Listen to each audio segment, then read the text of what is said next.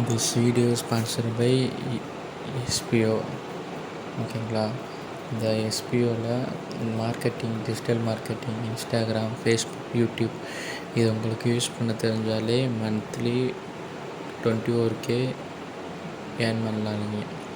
ஓகேங்களா, இதோட மோர் டீட்டெயில்ஸ் நான் பயோவில் ஃபோன் நம்பர் வச்சுருக்கேன். ஓகேங்களா, அதுக்கு நீங்கள் கான்டெக்ட் பண்ணி நீங்கள் என்கொயரி பண்ணிக்கணும். ஓகேங்களா, வாங்க இப்போ வீடியோக்குள்ளே போகலாம்.